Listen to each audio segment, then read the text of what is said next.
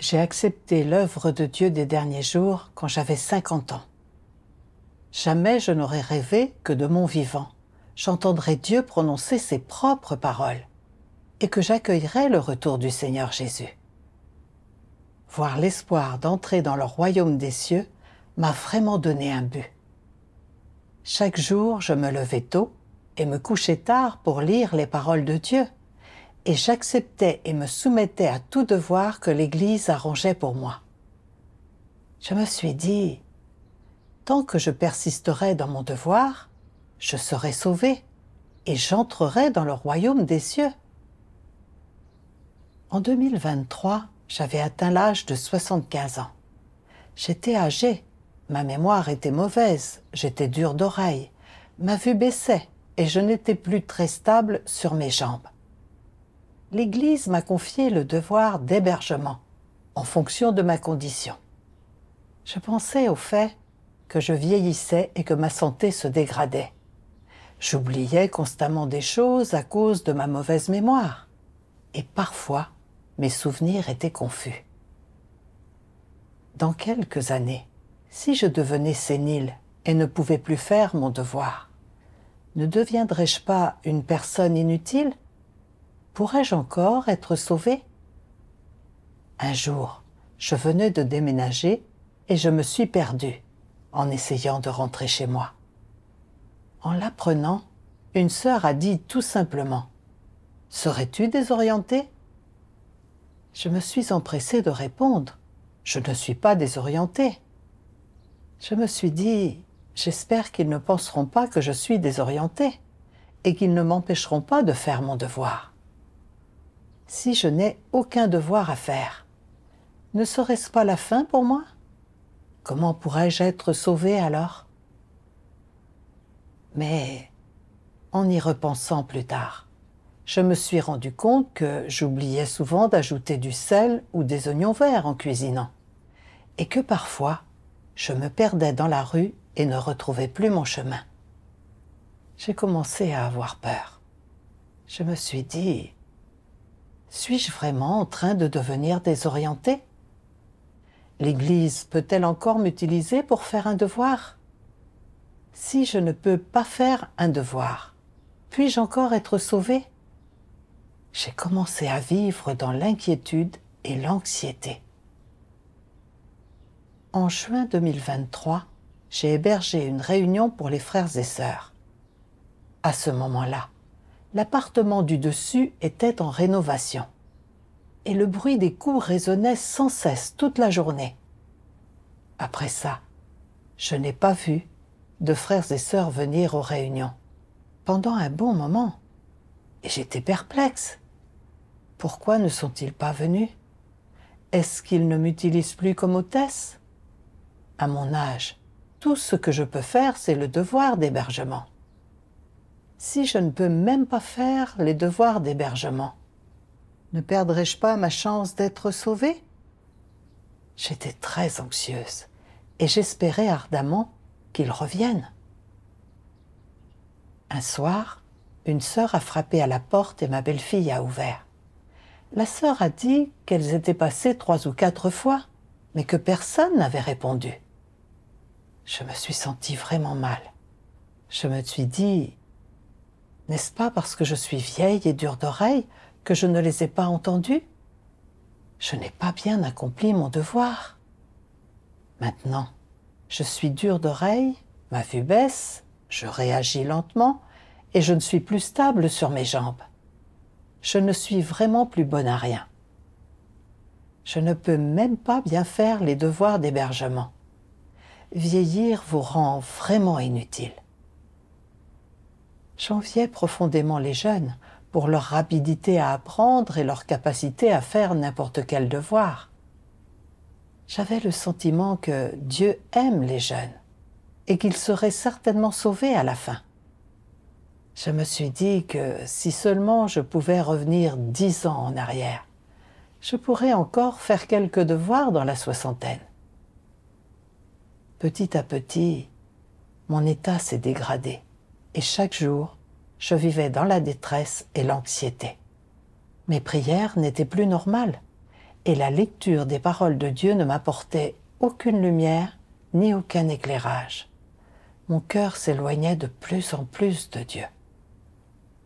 Un jour, en marchant, j'ai trébuché et je me suis claqué un tendon à la jambe. Bien que cela n'ait pas retardé les réunions, je suis devenue encore plus inquiète. Même si cette fois ma chute n'avait pas retardé les réunions, si un jour je tombais malade, je ne pourrais peut-être plus assister aux réunions ou faire un devoir. Plus tard, je suis vraiment tombée malade et j'ai dû être hospitalisée. À ce moment-là, j'étais très négative. Je me suis dit, cette fois, c'est vraiment la fin pour moi. Je ne peux même plus assister aux réunions et encore moins faire le moindre devoir. Est-ce que ça ne fait pas de moi une personne vraiment inutile? Après ma sortie de l'hôpital, mon état est resté mauvais. Je m'inquiétais de savoir si je pourrais être sauvée dans le cas où je ne pourrais même pas faire les devoirs d'hébergement. Est-ce que ça ne voudrait pas dire que toutes mes années de foi auraient été vaines? Plus j'y pensais, plus mon cœur était brisé et plus je me sentais affligée. Alors j'ai prié Dieu, lui demandant de m'éclairer et de m'illuminer pour que je puisse sortir de mon état négatif. Un jour, j'ai lu un article de témoignage d'expérience écrit par une sœur âgée et il reflétait exactement mon état. Un passage des paroles de Dieu qui y était cité m'a profondément ému. Dieu Tout-Puissant dit « Il y a aussi, parmi les frères et sœurs, des personnes âgées qui ont entre 60 ans et environ 80 ou 90 ans, et qui, en raison de leur âge avancé, connaissent également certaines difficultés. Malgré leur âge, leur pensée n'est pas nécessairement très correcte ou très rationnelle, et leurs idées et points de vue ne correspondent pas nécessairement à la vérité. Ces gens âgés, eux aussi, ont des problèmes et ils s'inquiètent toujours. Ma santé n'est plus très bonne et je suis limité dans les devoirs que je peux accomplir. Si j'accomplis simplement ce petit devoir, Dieu se souviendra-t-il de moi ? Parfois, je tombe malade et j'ai besoin que quelqu'un s'occupe de moi. Quand il n'y a personne pour s'occuper de moi, je ne suis pas en mesure d'accomplir mon devoir. Alors que puis-je faire ? Je suis âgé. Je ne retiens pas des paroles de Dieu quand je les lis et il m'est difficile de comprendre la vérité. Lorsque j'échange sur la vérité, je parle de manière confuse et illogique et je n'ai aucune expérience qui mérite d'être partagée. Je suis âgé et je n'ai plus assez d'énergie. Ma vue n'est plus très bonne et je ne suis plus fort. Tout est difficile pour moi. Non seulement je ne peux pas accomplir mon devoir, mais j'oublie des choses et me trompe facilement. Parfois, je suis confus et je cause des problèmes à l'Église et à mes frères et sœurs. Il est très difficile pour moi de poursuivre la vérité et d'atteindre le salut. Que puis-je faire ? Lorsqu'ils pensent à ces choses, ils commencent à s'inquiéter, pensant « Comment se fait-il que j'ai commencé à croire en Dieu seulement à cet âge ? Comment se fait-il que je n'ai pas commencé à croire quand j'avais la vingtaine ou la trentaine comme l'ont fait ces autres personnes ? Il aurait même été acceptable de commencer à croire dans la quarantaine ou la cinquantaine. Comment se fait-il que je n'ai rencontré l'œuvre de Dieu que maintenant, alors que je suis si vieux ? Ce n'est pas que mon destin soit mauvais. Au moins maintenant, j'ai rencontré l'œuvre de Dieu. Mon destin est bon, et Dieu a été bienveillant avec moi. Il y a juste une chose dont je ne suis pas satisfait, c'est que je suis trop vieux. Ma mémoire n'est pas très bonne, et ma santé n'est pas vraiment excellente. Mais j'ai une force intérieure inébranlable. C'est juste que mon corps ne m'obéit pas. et que j'ai sommeil après avoir écouté pendant un moment lors des réunions. Parfois, je ferme les yeux pour prier et je m'endors. Mon esprit s'égare lorsque je lis les paroles de Dieu, et après avoir lu un peu, j'ai sommeil et je m'assoupis, et les mots ne rentrent pas. Que puis-je faire ? Avec de telles difficultés pratiques, suis-je encore capable de poursuivre et de comprendre la vérité ? Si tel n'est pas le cas, et si je ne suis pas capable de pratiquer conformément aux vérités principes, alors toute ma foi ne sera-t-elle pas vaine ? Ne vais-je pas échouer à atteindre le salut ? Que puis-je faire ? Je suis tellement inquiet. À cet âge, plus rien n'a d'importance. Maintenant que je crois en Dieu, je n'ai plus de soucis ni de sujets d'inquiétude. Et mes enfants ont grandi, et ils n'ont plus besoin que je m'occupe d'eux ou les élève. Mon plus grand souhait dans la vie est de poursuivre la vérité, d'accomplir le devoir d'un être créé et d'atteindre finalement le salut dans les années qu'il me reste. Cependant, en regardant maintenant ma situation actuelle, ayant la vue diminuer à cause de mon âge et confus d'esprit, étant en mauvaise santé, incapable de bien accomplir mon devoir et créant parfois des problèmes lorsque j'essaie de faire tout ce que je peux, il me semble qu'atteindre le salut ne sera pas facile pour moi. Ils ressassent ces choses et deviennent angoissés. Puis ils pensent, il semble que les bonnes choses n'arrivent qu'aux jeunes et non aux personnes âgées. On dirait qu'aussi bonnes que soient les choses, je ne pourrai plus en profiter. Plus ils pensent à ces choses, plus ils s'inquiètent et plus ils deviennent angoissés. Non seulement ils s'inquiètent pour eux-mêmes, mais ils se sentent aussi blessés. S'ils pleurent, ils pensent que cela ne vaut pas vraiment la peine de pleurer, et s'ils ne pleurent pas, cette douleur, cette blessure est toujours avec eux. Alors, que devraient-ils faire ? Se pourrait-il qu'il n'ait vraiment aucun moyen d'avancer ? N'y a-t-il pas une solution ? Les personnes âgées devraient également accomplir leurs devoirs autant qu'elles le peuvent. Il est acceptable que les personnes âgées accomplissent leurs devoirs autant qu'elles le peuvent, n'est-ce pas ? Les gens âgés ne peuvent-ils plus poursuivre la vérité en raison de leur âge ? Ne sont-ils pas capables de comprendre la vérité ? Les gens âgés peuvent-ils comprendre la vérité ? Ils peuvent en comprendre une partie, mais même les jeunes ne peuvent pas non plus tout comprendre. Les gens âgés ont toujours une idée fausse, croyant qu'ils sont confus, que leur mémoire est mauvaise et qu'ils ne peuvent donc pas comprendre la vérité. Est-ce factuel ? Bien que les jeunes aient beaucoup plus d'énergie que les personnes âgées et soient physiquement plus forts, leur capacité de percevoir, comprendre et connaître est en réalité la même que celle des gens âgés. Les gens âgés n'ont-ils pas aussi été jeunes ? Ils ne sont pas nés vieux, et les jeunes vieilliront tous un jour également.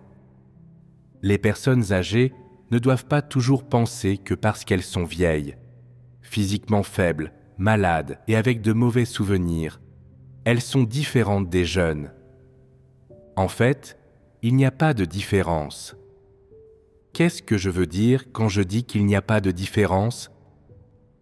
Que quelqu'un soit vieux ou jeune, ses tempéraments corrompus sont les mêmes. Ses attitudes et ses opinions sur toutes sortes de choses sont les mêmes, et ses perspectives et points de vue sur toutes sortes de choses sont les mêmes. Ce n'est pas que les personnes âgées n'aient rien à faire, ni qu'elles ne soient pas capables d'accomplir leurs devoirs, et encore moins qu'elles soient incapables de poursuivre la vérité. Elles ont beaucoup de choses à faire.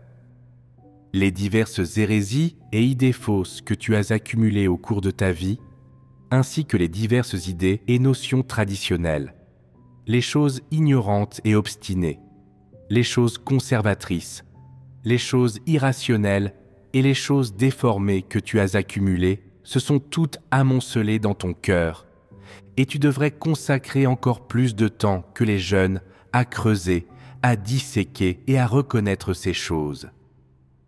Ce n'est pas que tu n'aies rien à faire, ni que tu devrais constamment éprouver du désarroi, de l'angoisse ou de l'inquiétude. Ce n'est ni ta tâche, ni ta responsabilité. Tout d'abord, les personnes âgées doivent avoir le bon état d'esprit. Même si tu vieillis et que tu es relativement âgé physiquement, tu dois néanmoins avoir un état d'esprit jeune. Même si tu vieillis, que ta réflexion est ralentie et que ta mémoire est mauvaise, si tu peux encore te connaître, comprendre les paroles que je dis et comprendre la vérité, alors cela prouve que tu n'es pas âgé et que tu ne manques pas de calibre. Si quelqu'un a 70 ans, mais n'est pas capable de comprendre la vérité, cela montre que sa stature est trop petite et qu'il n'est pas à la hauteur.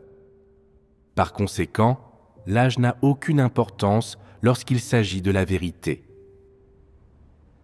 J'ai lu ce passage des paroles de Dieu plusieurs fois, et plus je le lisais, plus mon cœur s'éclairait.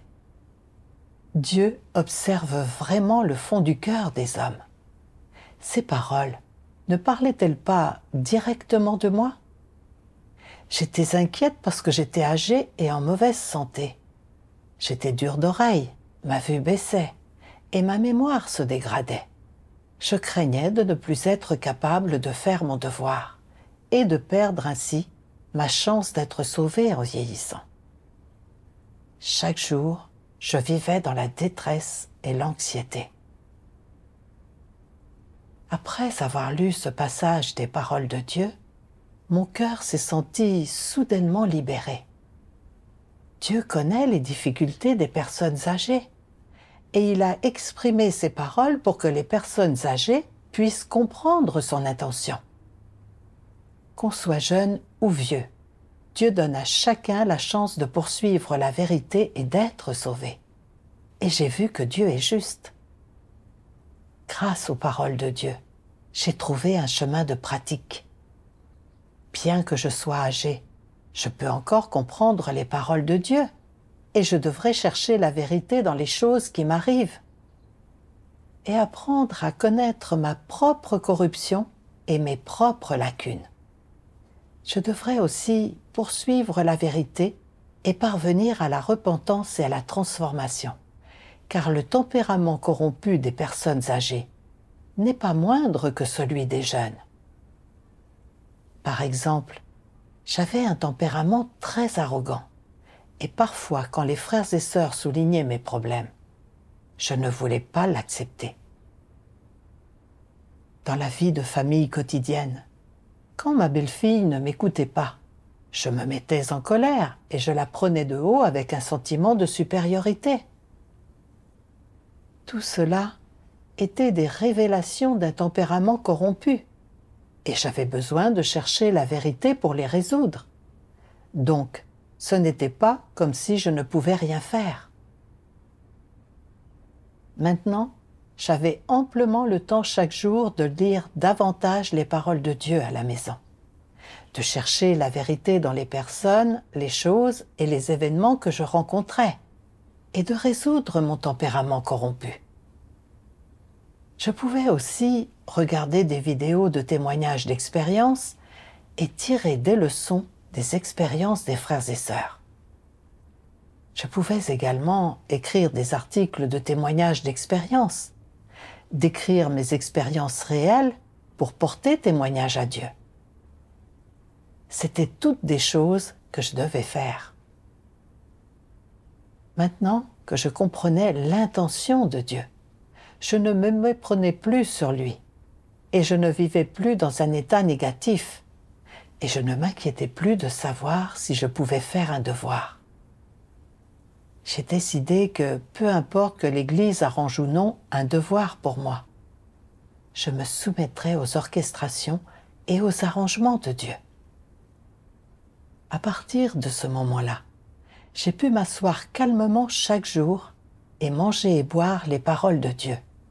Et quand des choses m'arrivaient, je pouvais prier et chercher les intentions de Dieu. Plus tard, j'ai lu un autre passage des paroles de Dieu. Dieu Tout-Puissant dit « Je décide de la destination de chaque personne, non en fonction de l'âge, de l'ancienneté, de la quantité de souffrance, et encore moins du degré auquel elle inspire la pitié, mais plutôt selon qu'elle possède ou non la vérité. Il n'y a pas d'autre option que celle-ci. » Le souhait de Dieu est que tout le monde soit perfectionné, soit finalement gagné par lui, soit complètement purifié par lui et devienne des gens qui l'aiment. Peu importe si je dis que vous êtes attardés ou de faible calibre, c'est un fait. Le dire ne prouve pas que j'ai l'intention de vous abandonner, que j'ai perdu espoir en vous, que je ne suis pas, encore moins, disposé à vous sauver. Je suis venu aujourd'hui accomplir l'œuvre de votre salut, ce qui veut dire que l'œuvre que je fais est la continuité de l'œuvre du salut. Tout le monde a une chance d'être perfectionné. Pourvu que tu sois prêt, pourvu que tu poursuives, à la fin, tu seras capable d'atteindre ce résultat et personne parmi vous ne sera abandonné. Si tu es de faible calibre, mes exigences envers toi seront proportionnelles à ton faible calibre. Si tu es de haut calibre, mes exigences envers toi seront proportionnelles à ton haut calibre. Si tu es ignorant et illettré, mes exigences s'accorderont avec ton analphabétisme. Si tu sais lire et écrire, mes exigences s'accorderont avec cela. Si tu es âgé, mes exigences envers toi seront en rapport avec ton âge. Si tu es capable d'offrir l'hospitalité, mes exigences envers toi seront fonction de cette capacité. Si tu dis que tu ne peux pas offrir l'hospitalité et que tu ne peux que remplir un certain devoir, que ce soit répandre l'Évangile, t'occuper de l'Église ou t'occuper d'autres affaires générales, le perfectionnement que je te réserve dépendra de la fonction que tu remplis. Être loyal, soumis jusqu'à la fin, et chercher à avoir un amour suprême pour Dieu. Voilà ce que tu dois accomplir, et il n'y a pas de meilleure pratique que ces trois choses. En fin de compte, il est demandé à l'homme de réaliser ces trois choses, et s'il peut le faire, alors il sera perfectionné. Mais avant tout, tu dois poursuivre sincèrement, tu dois activement exercer constamment une pression vers l'avant, et ne pas être passif de ce point de vue. Après avoir lu les paroles de Dieu, j'ai compris que Dieu ne détermine pas l'issue d'une personne en fonction de son âge, de son ancienneté ou de l'ampleur de ses souffrances, mais selon qu'elle possède ou non la vérité. Je pensais que j'étais vieille et que je ne servais plus à grand-chose, et donc je craignais d'être éliminée par Dieu. Cela montrait que je ne comprenais ni l'intention de Dieu de sauver les gens, ni la norme qu'il exige pour déterminer leur issue. Le salut et le perfectionnement que Dieu accorde aux gens ne se basent pas sur leur âge ou leur calibre, mais sur le fait de savoir s'ils poursuivent la vérité. Si une personne peut accepter la vérité et est loyale envers Dieu, et qu'elle se soumet aux orchestrations et aux arrangements de Dieu, il ne l'abandonnera pas. J'avais considéré la maison de Dieu comme le monde non-croyant. Dans la société, les personnes âgées sont oubliées et ignorées, et je supposais qu'il en était de même dans la maison de Dieu, à savoir qu'une fois qu'on est vieux, Dieu ne veut plus de nous. C'était une incompréhension de Dieu et un blasphème contre lui. Le monde est gouverné par Satan, et Satan le diable se sert des gens pour lui rendre service. Une fois que les gens sont vieux et ne peuvent plus lui rendre service, ils sont rejetés. Mais dans la maison de Dieu, c'est la vérité qui règne. Dieu donne aux gens l'occasion de faire leur devoir et de poursuivre la vérité, permettant aux gens dans l'exécution de leur devoir d'apprendre à se connaître et à changer, et de se débarrasser de leur tempérament satanique corrompu. En songeant à mon grand âge, Dieu ne m'avait pourtant pas privé de l'occasion de manger et boire ses paroles, ou de poursuivre la vérité. Dieu exprime constamment ses paroles pour nous abreuver et pourvoir à nos besoins. Il a aussi utilisé ses paroles pour m'éclairer et me guider quand des choses m'arrivaient. Et c'est moi qui ne comprenais pas l'intention de Dieu. Je pensais que, comme j'étais vieille et confuse, Dieu ne me sauverait pas. Mais en réalité, tant qu'une personne croit sincèrement en Dieu et est disposée à poursuivre la vérité, même si un jour elle ne peut plus faire de devoirs, la maison de Dieu ne l'exclura pas ni ne l'éliminera. Dans mon entourage, beaucoup de frères et sœurs âgés ont à peu près le même âge que moi. Bien qu'ils ne puissent pas faire beaucoup de devoirs maintenant, ils persistent à manger et boire les paroles de Dieu et à vivre la vie d'Église. Et l'Église ne les a pas exclus. Pourtant, il y a des jeunes qui ont continuellement fait des devoirs, mais parce qu'ils ne poursuivent pas la vérité et que leur tempérament corrompu demeure grave et inchangé, ils finissent par commettre de nombreux actes malfaisants et sont exclus de l'Église. À partir de là, j'ai vu le tempérament juste de Dieu. Dieu ne sauve pas les gens en fonction de leur jeunesse ou de leur vieillesse, mais en regardant leur cœur et en voyant s'ils poursuivent la vérité. Désormais, que j'ai un devoir ou non, je me suis résolue à manger et boire les paroles de Dieu avec ferveur, à faire l'expérience de l'œuvre de Dieu, à prendre conscience de mes lacunes et de mes insuffisances, à comprendre mon tempérament corrompu et à ne plus me méprendre sur Dieu, ni me plaindre de lui. Pendant une réunion, après qu'une sœur a pris connaissance de mon état, elle m'a fait lire un passage des paroles de Dieu. Dieu Tout-Puissant dit « Il n'y a pas de corrélation entre le devoir de l'homme et le fait qu'il reçoive des bénédictions ou subisse le malheur. Le devoir est ce que l'homme doit accomplir. C'est sa vocation qui vient du ciel, et il devrait l'accomplir sans chercher de récompense et sans condition ni raison. Cela seul peut être appelé accomplir son devoir. Recevoir des bénédictions fait référence aux bénédictions dont une personne profite, quand elle est perfectionnée après avoir fait l'expérience du jugement. Subir le malheur fait référence à la punition qu'une personne reçoit quand son tempérament ne change pas, après avoir traversé le châtiment et le jugement, c'est-à-dire quand elle n'est pas rendue parfaite.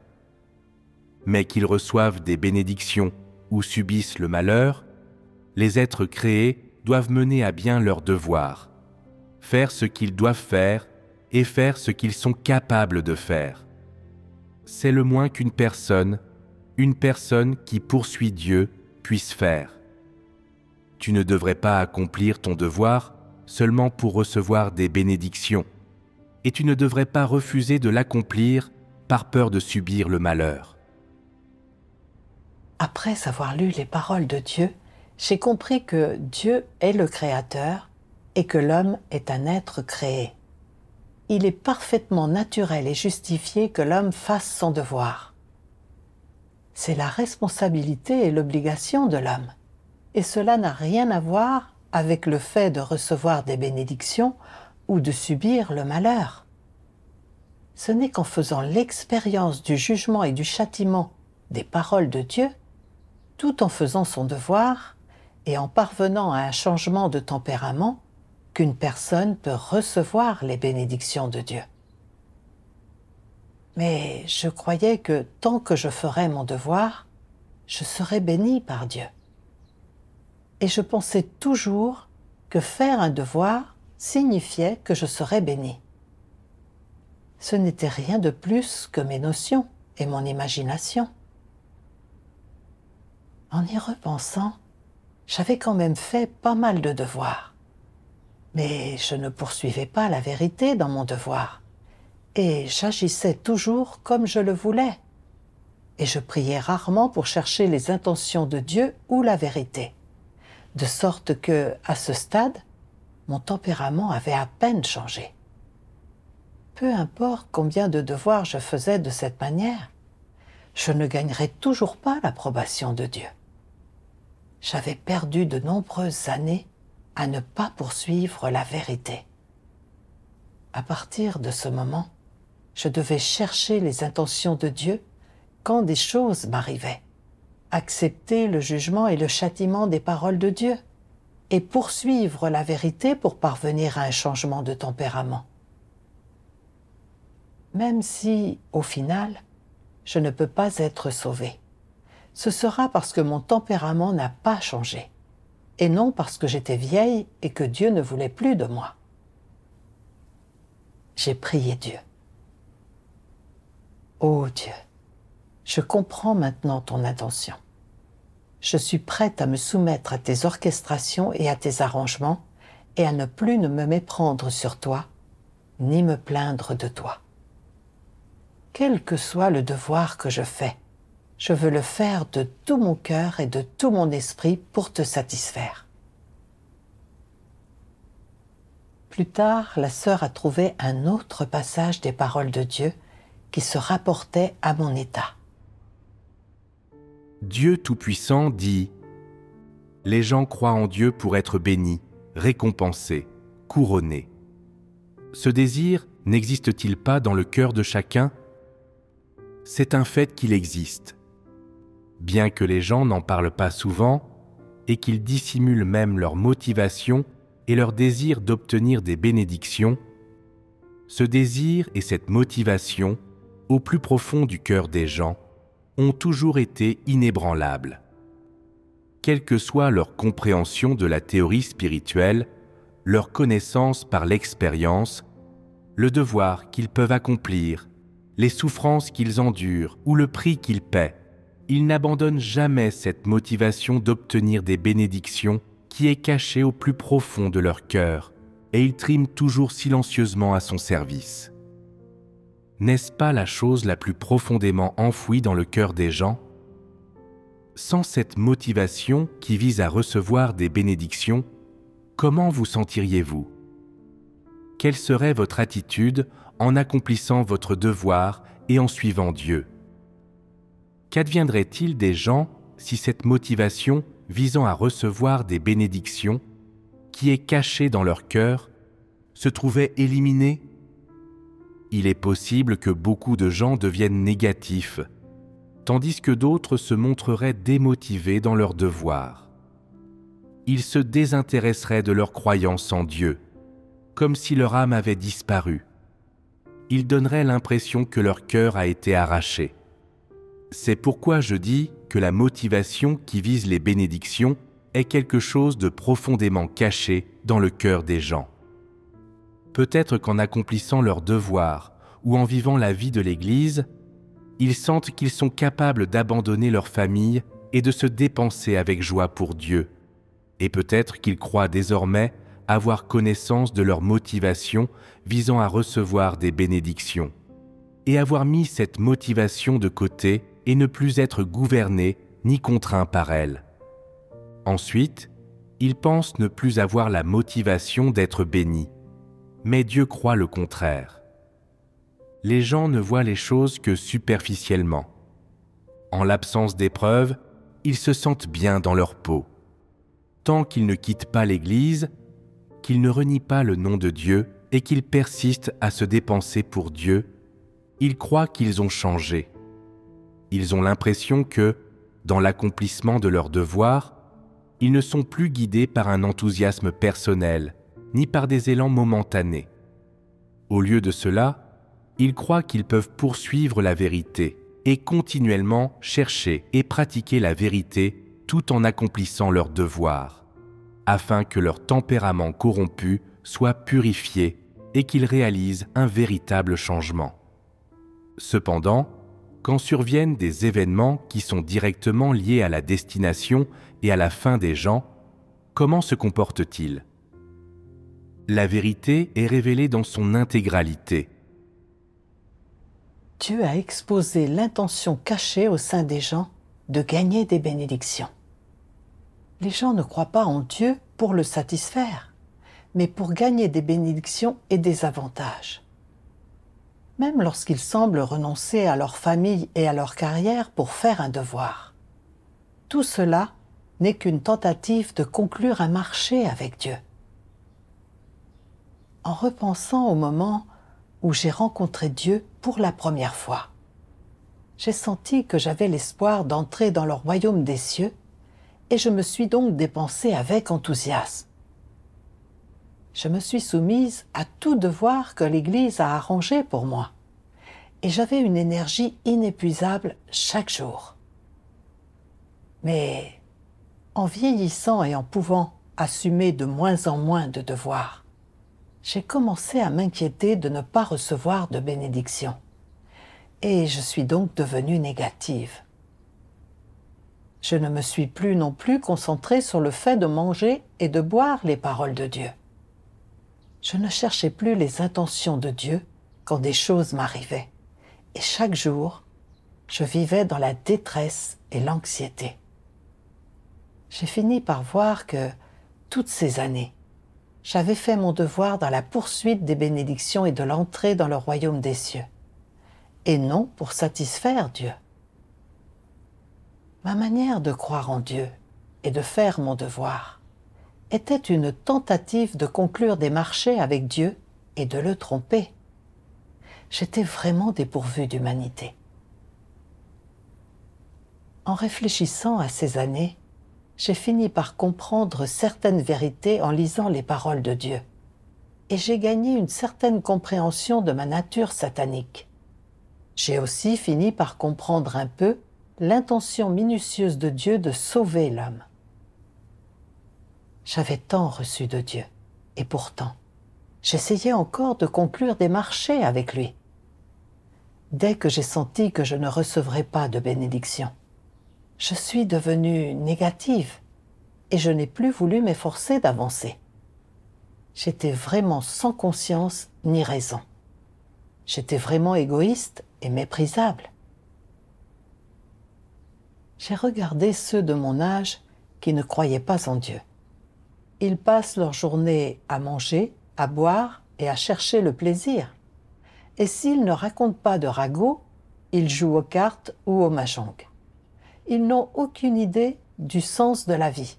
Et tout ce qu'ils font chaque jour, c'est de rester assis et d'attendre la mort. Au cours de mes années de croyance en Dieu, j'ai fini par comprendre ce qu'est une vie qui a du sens. Et je ne poursuivais plus les plaisirs mondains, mais je voulais plutôt poursuivre la vérité, bien faire mon devoir et satisfaire Dieu. J'avais trouvé le but de la vie. Je me sentais épanouie et sereine, et même si je mourais à ce moment-là, ma vie en aurait valu la peine. Je ne devrais plus essayer de conclure des marchés avec Dieu, ni poursuivre juste pour être béni. Peu de temps après, la sœur est venue me demander de reprendre mon devoir d'hébergement. J'étais très heureuse. Dieu m'avait donné une autre chance de faire un devoir, et je voulais la chérir comme il se doit. Plus tard, j'ai lu ces paroles de Dieu. Dieu Tout-Puissant dit « En plus d'être capables de bien accomplir leurs devoirs au mieux de leur capacité, ils peuvent faire de nombreuses choses.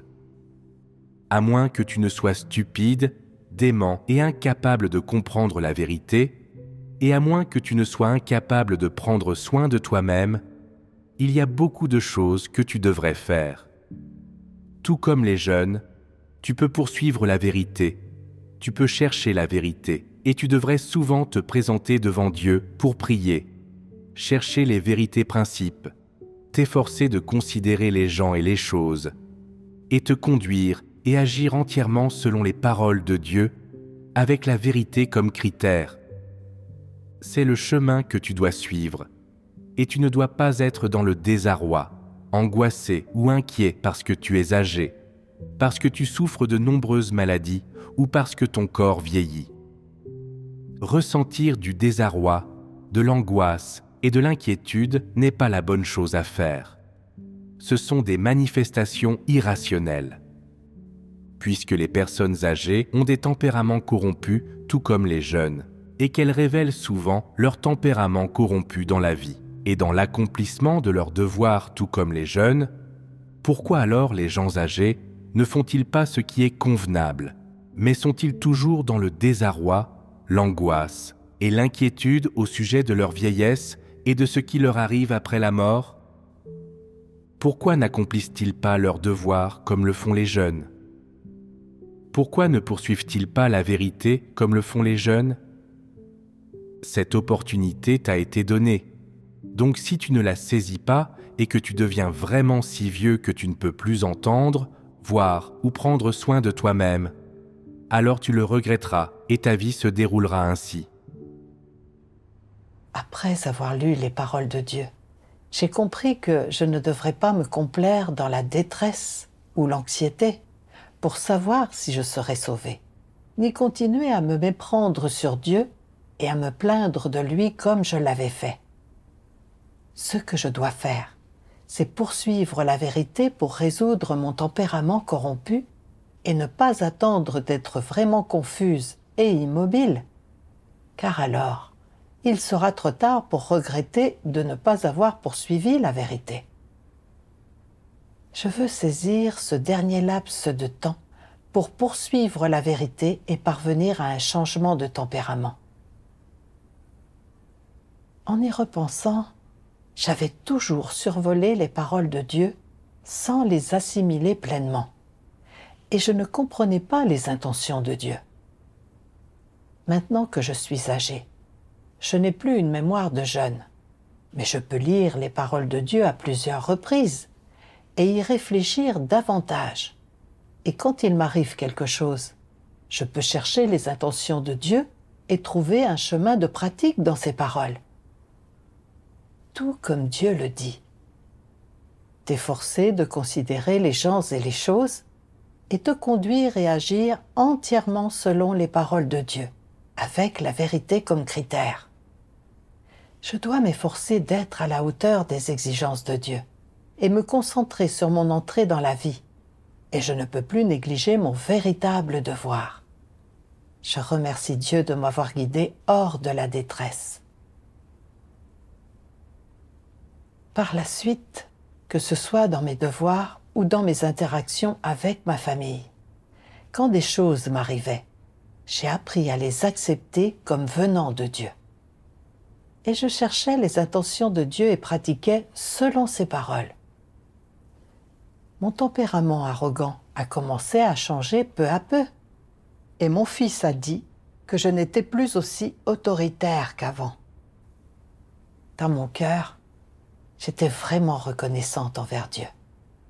C'est Dieu qui m'a guidée vers ce changement, et désormais, dans ma vie quotidienne, j'étais prête à pratiquer et à faire l'expérience des paroles de Dieu et à porter témoignage de Dieu pour le glorifier.